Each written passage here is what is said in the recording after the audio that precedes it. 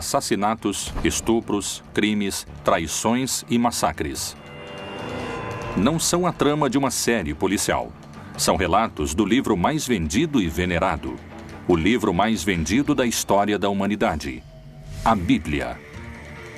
Um livro no qual se narra a bondade do Criador, mas cheio de histórias de onde emergem a sangrenta ira de Deus. Em nome de Deus, pode-se realizar atos violentos contra a humanidade. Histórias de morte e vingança traduzidas em mais de 2.500 idiomas. Aqueles que se rebelam perante Deus, aqueles que se negam a servi-lo, não podem permanecer em sua presença. Nós mesmos nos condenamos ao inferno. Esses relatos são apenas passagens de amor e paz? Jesus fala de um Deus amoroso, incondicional. Ou há também crime, morte e destruição? Não é um Deus muito humano aquele da Bíblia. É um Deus que funciona muito mais do lado do terrorismo. O que há por trás do castigo aos pecadores? Esse é o maior sofrimento nos infernos, a privação de Deus. Como são justificados os crimes na Bíblia? Na Bíblia aparece como uma ira legítima. Por trás de cada um há uma história. Mas é história oficial? Ou há segredos ainda não revelados? A ira de Deus. Outro enigma da Bíblia. Cidades inteiras aniquiladas. Meninos mortos em episódios que têm Deus como protagonista. Os crimes, o castigo e o perdão são algumas das ações que se encontram nas páginas bíblicas. Até onde pode chegar o castigo divino? O que acontece quando os infiéis desafiam ao Senhor?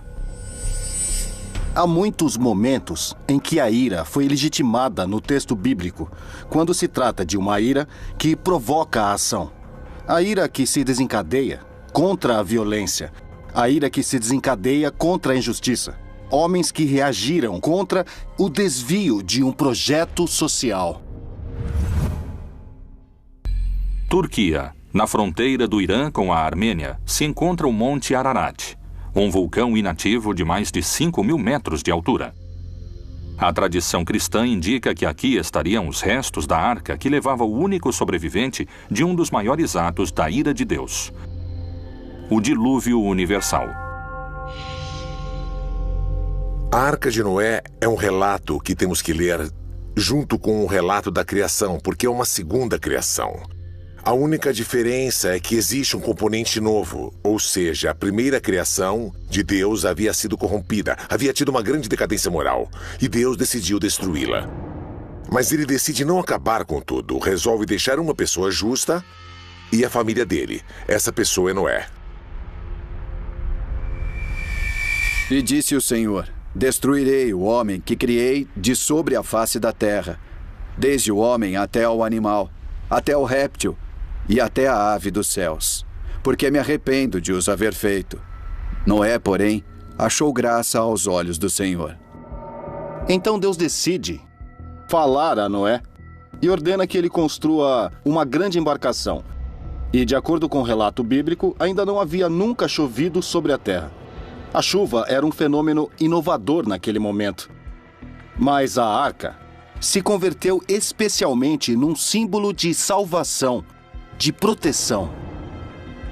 Na arca subiriam apenas 8 pessoas. Mas Deus recomenda a Noé salvar não apenas seres humanos, mas também a diferentes animais. Porque eis que eu trago um dilúvio de águas sobre a terra, para desfazer toda a carne em que há espírito de vida debaixo dos céus. Tudo o que há na terra expirará, e de tudo o que vive, de toda a carne, 2 de cada espécie farás entrar na arca, para os conservar vivos contigo. Macho e fêmea serão. Foi um dilúvio que caiu sobre todo o território que era habitado naquela época. Esse dilúvio durou 40 dias e 40 noites. Deus levou apenas 40 dias para acabar com toda a vida sobre a terra. Mas o que os homens haviam feito para provocá-lo? Por que também morreram todos os animais? Qual seria o sentido de semelhante castigo? Todos os mitos são um mundo simbólico, não são um mundo histórico nem realidades. Estão mais para realidades virtuais nesse aspecto. Então o mito de Noé nos fala como a divindade falhou em sua criação, porque tem que voltar ao começo, mas não vai começar do zero. Um casal de cada espécie é levado. A história de Noé pretende mostrar como é o repovoamento da terra através de seus filhos.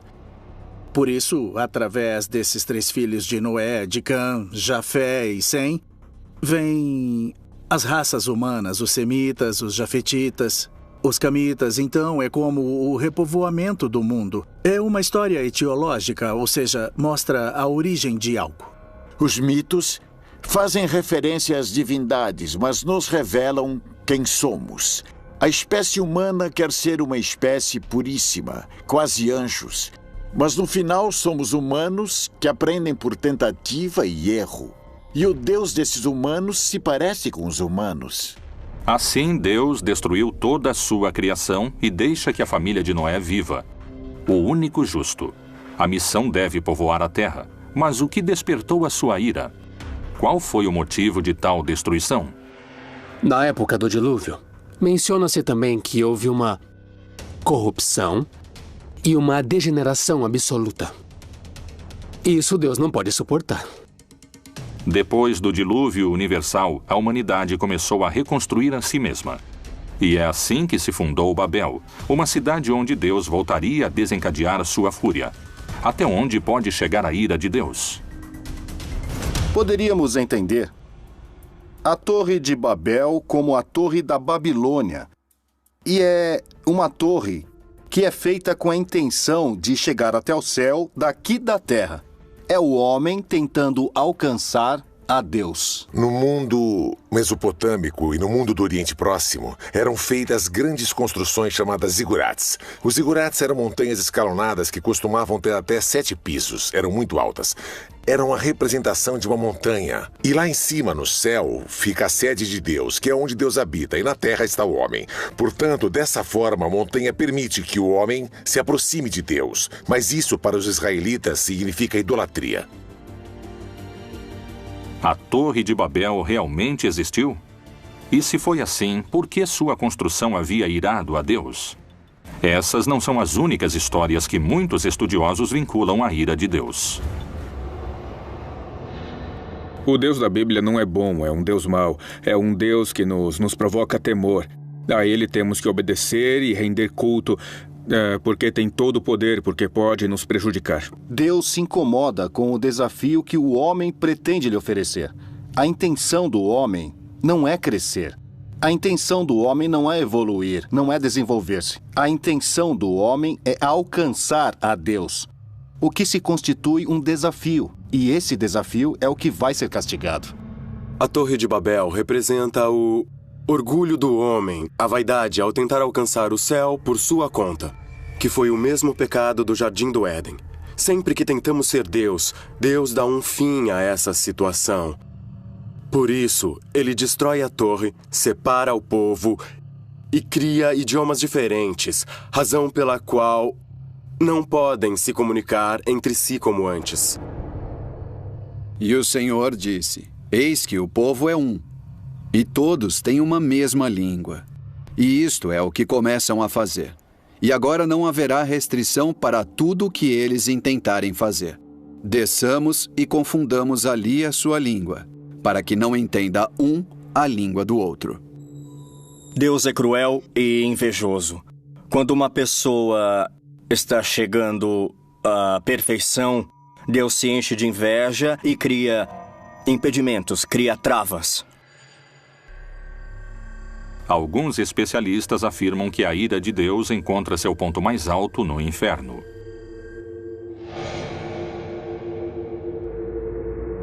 O que diz a Bíblia? Jesus fala de um pai amoroso. Deus como um pai que ama sem medida, sem limites, sem condições, que não se prende às ofensas. Não vos vingueis a vós mesmos, amados, mas dai lugar à ira, porque está escrito: Minha é a vingança, eu recompensarei, diz o Senhor. A vingança. Deus pede que seja deixada a ele a vingança como um ato unilateral para ajuste de contas. Não é concebida na perspectiva divina. Para muitas religiões, a morte é a passagem para a vida eterna. Mas dentro da tradição cristã, a vida eterna é o resultado do comportamento que um ser humano teve ao longo de sua vida.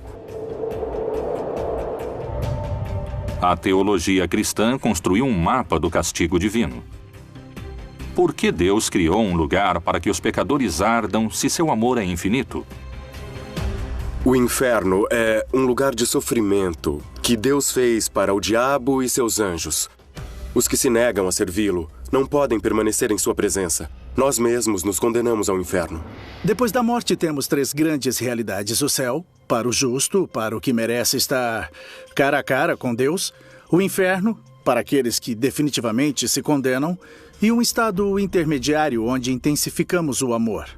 É o purgatório. O purgatório seria este cárcere que Jesus descreveu e no qual pagamos o que estamos devendo.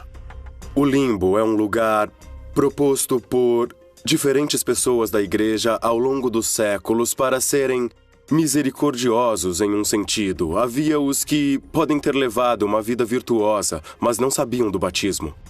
Especialmente as crianças, que morriam antes do batismo. Assim, o limbo representa uma espécie de paraíso natural, um paraíso celestial.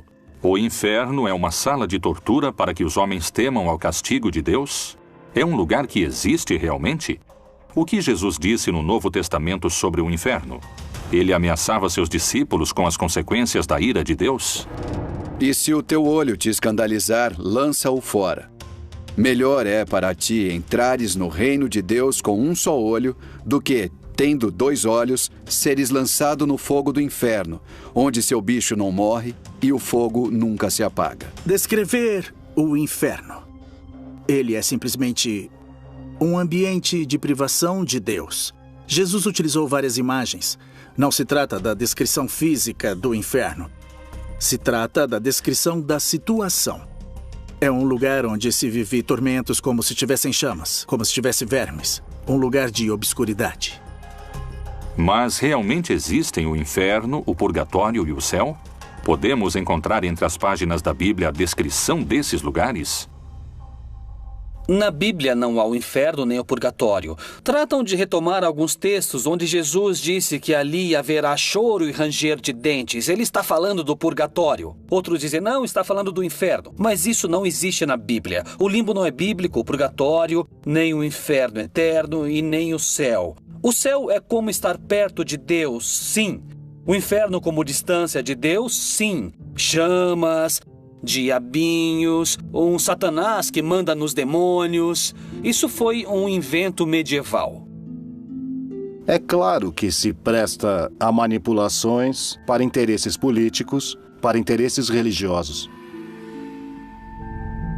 A ira de Deus pode condenar as almas dos pecadores a uma agonia eterna?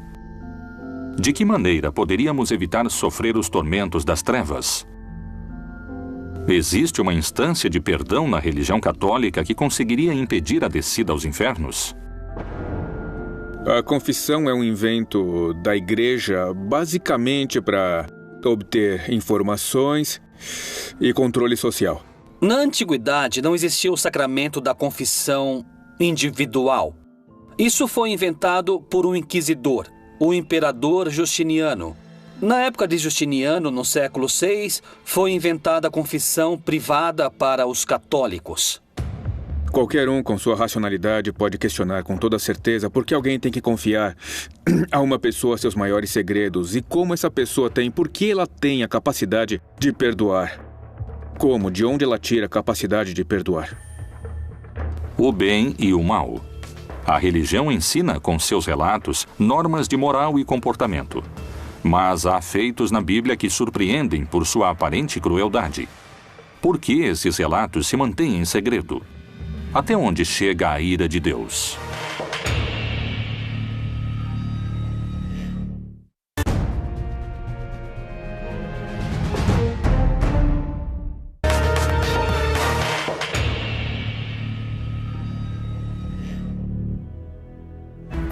A ira de Deus se desencadeia com força sobre os crentes pecadores.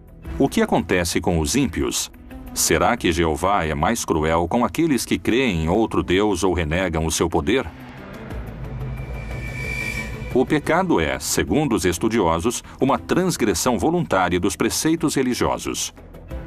Quais castigos mortais teriam sofrido os que se dispuseram a pecar?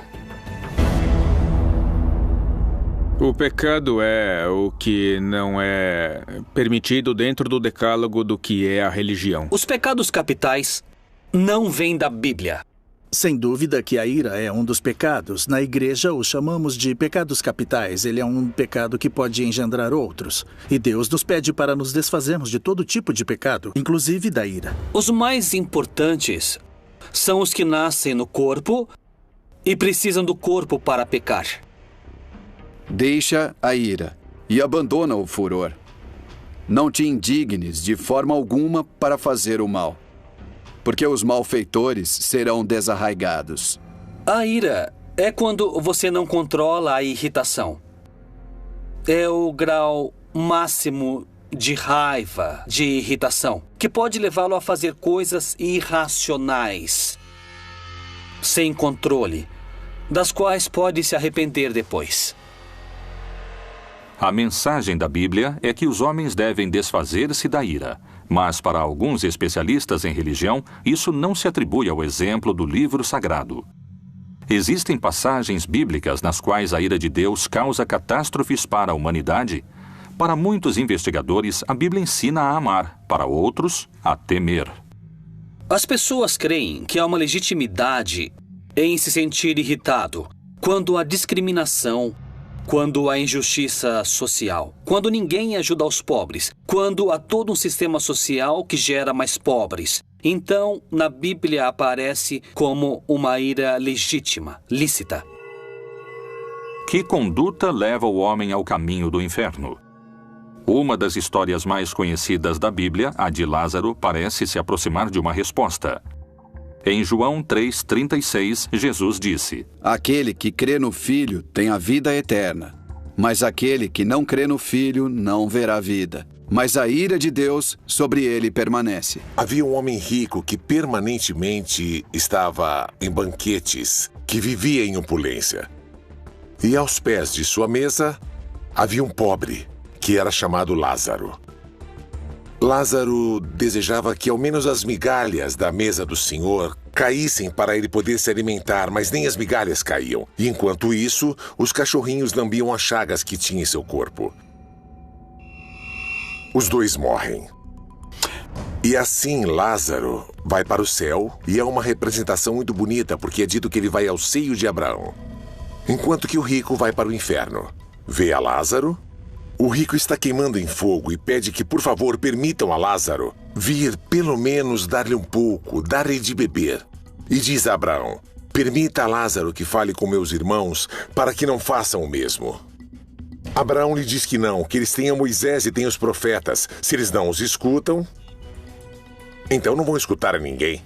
Disse, porém, Abraão: Filho, lembra-te de que recebeste os teus bens em tua vida, e Lázaro somente males. E agora este é consolado e tu atormentado. As Escrituras demonstram a ira de Deus e, segundo a teologia, essa ira não é considerada um pecado. Mas por que alguns dizem que o Deus do Antigo Testamento é um Deus de ira, enquanto que o Deus do Novo Testamento é um Deus de amor? Na Bíblia, existem histórias de crimes, histórias terríveis de assassinatos e de massacres. Essas histórias mais truculentas e violentas encontramos no Antigo Testamento. Jesus fala de um Deus amoroso, incondicional. Essa imagem se contrapõe à apocalíptica, isso é claro, a todas as mensagens de ira, de cólera e da vingança de Deus. O Deus bíblico não é apenas um Deus de amor. Deus entende que às vezes tem que agir com severidade. Nesse sentido, a Bíblia exibe um Deus que não é todo bondade de modo algum. Pelo menos ela não mostra isso no Antigo Testamento, onde ele pede sacrifícios de filhos, onde há submissão permanentemente, onde tem que ajoelhar-se para falar com ele. O que é isso? O que significa isso? Por que, se ele é todo bondade? Mas, se Deus é um só, por que entre as páginas da Bíblia existem tantas diferenças entre o Deus irado do Antigo Testamento e o Deus benévolo do Novo Testamento? O cristianismo posterior, quando quis argumentar por que era bom sofrer, extraiu do Antigo Testamento todos os textos nos quais era bom sofrer. Esses foram chamados de servos sofredores de Yahvé, para equiparar o sofrimento de Jesus àquele do Antigo Testamento. Há uma transição entre somos os bons, agora somos os maus que precisam de penitência. No Antigo Testamento, há a necessidade de se estabelecer um Estado, uma comunidade, os obriga a terem regras muito claras. Regras que podem parecer drásticas, intolerantes, mas que, na verdade, são regras que querem apenas evitar violências piores, na medida em que não foi executado o que se estava pedindo naquele momento. Em nome de Deus, foram cometidos os maiores crimes, que foram perdoados por esse mesmo Deus, que justificou seus crimes, mas não os criminosos. Porque quem os cometeu tem que pagar, e ele aplicará a lei do talião, que é olho por olho, dente por dente. Se alguém matou, aquele que matou tem que morrer. Quebradura por quebradura, olho por olho, dente por dente. Como ele tiver desfigurado a algum homem, assim se lhe fará. Olho por olho, dente por dente é uma das frases mais mal entendidas na história do pensamento humano. O que o Talmud fala é de compensação. O que esse princípio explica é que, quando uma pessoa causa um dano, um sofrimento, ela tem que compensar a vítima de uma forma que seja equivalente. Quais são as diferenças que alguns especialistas encontram entre o Deus do Novo e do Antigo Testamento? Esses castigos podem estar diretamente relacionados com a não adoração de sua figura? Dizem que o Deus do Antigo Testamento está mais preocupado com a justiça, portanto, se tem que agir de forma violenta, pode agir para que tenha justiça. O Deus do Novo Testamento está mais preocupado com o amor e, portanto, não comete esse tipo de ação. Temos que nos lembrar que quando perguntaram a Jesus qual é o principal mandamento, Jesus não contesta nenhum dos 10 mandamentos. Ele menciona 2 mandamentos que estão no Antigo Testamento, mas não entre os 10, que é amarás ao teu Deus e amarás ao teu próximo. Qual é a mensagem de Jesus? Nunca julgue, porque como você julgou, será julgado. No Antigo Testamento se encontram outros feitos que provocaram a ira de Deus. No Êxodo, a vontade de Deus avança e se manifesta em 10 pragas que atormentaram o povo egípcio. O relato das pragas é encontrado justamente no que conhecemos como o livro do Êxodo, ou também conhecido como o segundo livro de Moisés. É uma luta entre duas vontades. A vontade do faraó, que representa o poder do paganismo, e por outro lado Moisés, o profeta de Deus, de um Deus libertador e um Deus que se opõe à deificação dos governantes. E que nessa luta vemos que as pragas têm seu lugar, porque a função das pragas é quebrar a vontade do faraó, para que ele deixe o povo sair da escravidão. Que feitos indicam para os especialistas a origem da ira de Deus? Qual foi a missão de Moisés? As 10 pragas do Egito foram os crimes mais injustos e cruéis das Sagradas Escrituras. Por que a ira de Deus acabou com a vida de tantos inocentes? As páginas da Bíblia estão, como muitos afirmam, manchadas de sangue?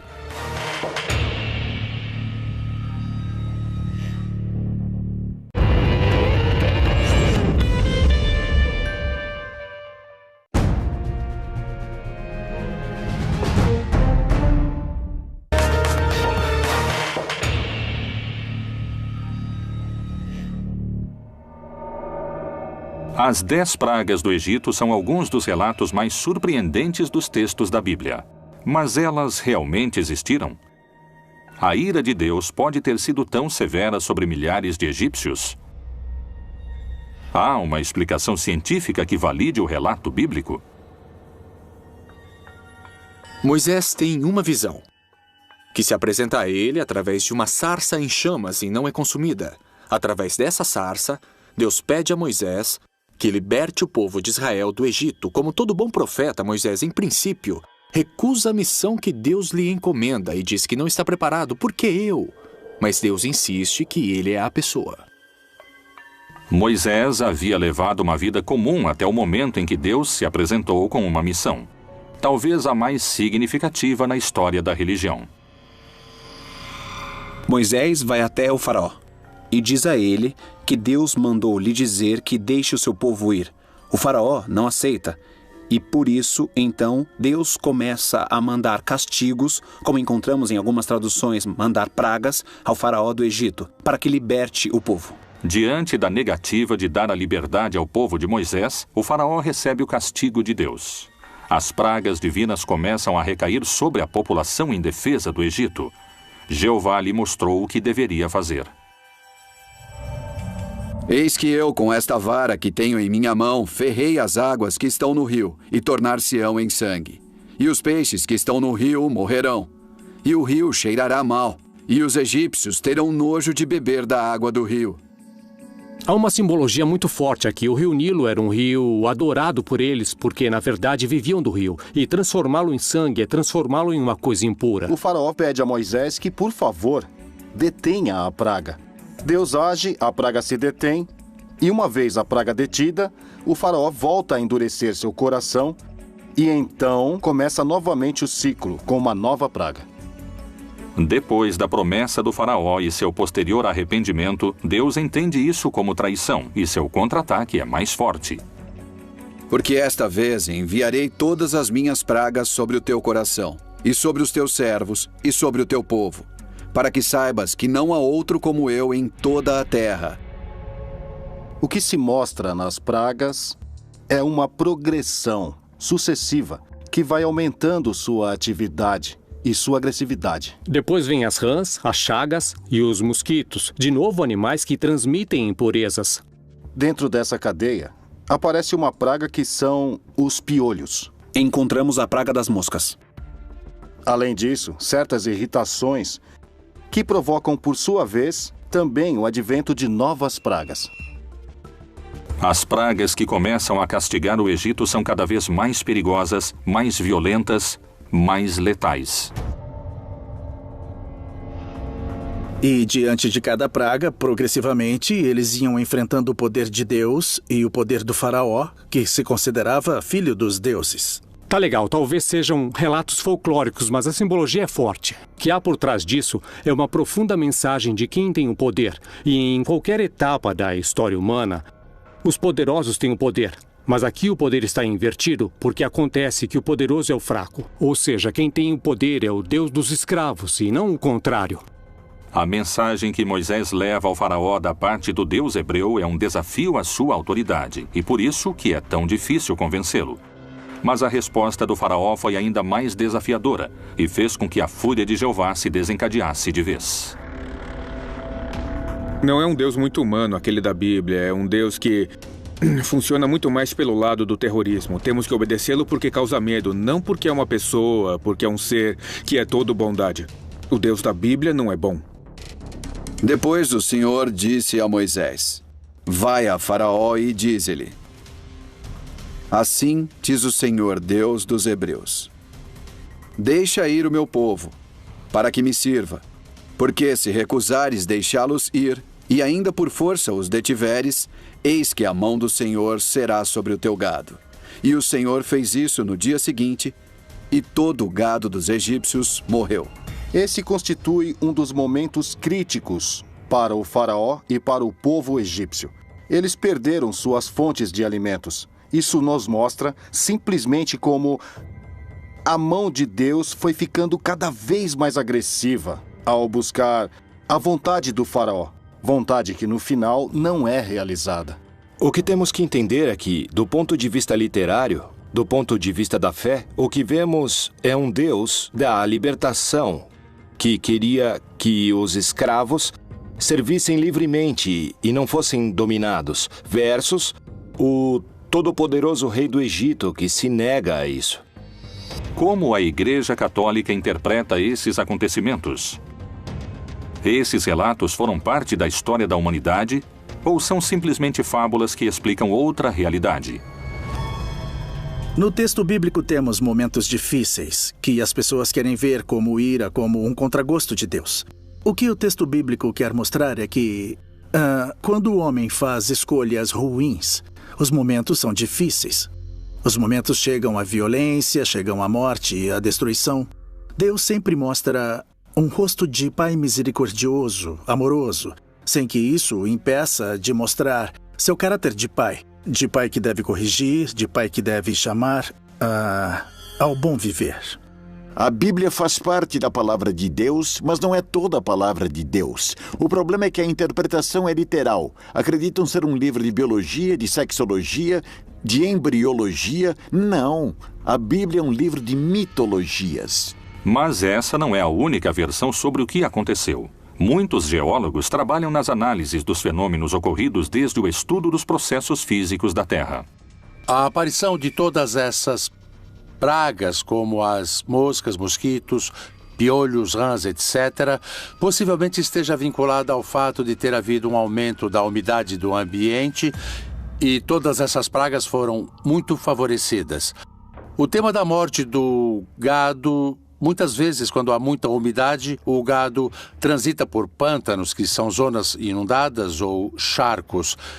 Então, os animais sempre estão com as patas submersas em água. Ele se infecta e tem enfermidades e morrem rapidamente. Essas pragas e maldições podem ser rebatidas com um enfoque científico e geológico? Como se explica, a partir dessa perspectiva, a praga do rio Nilo repleto de sangue? Muito possivelmente esteja vinculada a uma explosão da vida dentro do próprio rio, que era basicamente de algas vermelhas, que mudavam a coloração da água. A questão é a interpretação que as pessoas fizeram naquela época. As pragas aniquilaram milhares de egípcios. O Egito sofreu com o lado mais sombrio de um Deus sem misericórdia.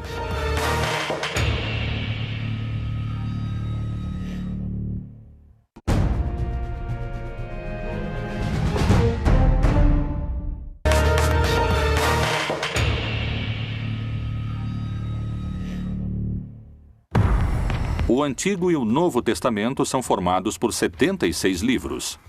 Neles, o Deus Todo-Poderoso aparece como uma deidade com comportamentos vingativos e violentos. A Igreja insiste que Deus é amor, mas Jeová, o Deus amoroso da tradição judaico-cristã, não condiz com os relatos bíblicos de castigos, crimes e genocídios. Que opinião os religiosos têm sobre essas crônicas? Eles justificam a ira de Deus? Em nome de Deus, pode-se realizar atos violentos contra a humanidade. O Deus com ira ou Deus sem ira é um Deus perverso. As religiões vêm utilizando o nome de Deus ou a vontade de Deus ou as suas interpretações desses temas para criar catástrofes, genocídios, matanças, atos de injustiça e a violação de direitos de grupos distintos. Isso é muito claro. Nem jurareis falso pelo meu nome, pois profanarás o nome do teu Deus. Eu sou o Senhor. Os castigos de Deus parecem ser implacáveis, segundo algumas interpretações. Um exemplo poderia ser a história de Sodoma e Gomorra. Esse relato conta que milhares sofreram uma morte lenta e dolorosa sob o fogo de enxofre. Com base nisso, nos cabe mencionar, como vemos em passagens bíblicas, que de repente aparece ou se manifesta a ira de Deus, como por exemplo o dilúvio em Sodoma e Gomorra. Como quando Deus subverteu a Sodoma e a Gomorra e as suas cidades vizinhas. Diz o Senhor: assim ninguém habitará ali, nem morará nela o Filho de Homem. Há uma ordem central a esse povo que havia sido peregrino por 40 anos no deserto e foi acolhido por outros povos porque encontravam-se pessoas no deserto habitando-o. Então, como fora um povo peregrino, pede-se que acolham aos forasteiros, aos hóspedes que são sagrados. E aqui o problema é que esses dois povoados, tanto Sodoma como Gomorra, não amparam os hóspedes de modo sagrado. A violência de Deus nessa história é extrema, desmedida. Especialistas asseguram que, com base na interpretação desses mitos, o nome de Deus tem sido usado em vão muitas vezes para exercer diversos tipos de violência e discriminação. A lei sagrada é para com os hóspedes. Mas então esses povos rompem essa lei sagrada. Não acolhem os anjos como hóspedes. Querem abusar deles. E aqui o problema não é a questão homossexual, é o abuso. A Bíblia não fala disso.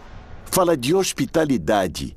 E isso é o que é castigado nesse mito. Toda tradução tem uma ambiguidade. É o mesmo que traduzir a Bíblia e traduzir uma obra do inglês, um Shakespeare ou qualquer autor. É mais cruel o relato do que se passa, mas essas são coisas menores. Eu creio que não afetam muito aos sentidos. Enfim, assassinar é ruim, não é? Seja quem for. A ira de Deus poderia ser justificada segundo as diversas interpretações das Escrituras Sagradas? A Bíblia não tem o monopólio da violência. Muito menos o Alcorão, nem nenhum outro texto, ou seja, existe violência em todas as tradições. A pergunta é como são interpretados os textos e como são vividos. A ira de Deus é propriamente de Deus e ele sabe quando se deve aplicá-la e quando não. E porque não entendemos sua conduta, não significa que não tenha sentido. A Bíblia, um livro que compila histórias de violência e crimes onde Deus é vingativo e cruel. É necessário o castigo eterno no inferno? Como são justificados os crimes na Bíblia? Quanta violência terá sido cometida em nome de Jeová? A ira de Deus poderia ser justificada segundo as diversas interpretações das Escrituras Sagradas? A ira de Deus, outro dos grandes mistérios da Bíblia Proibida.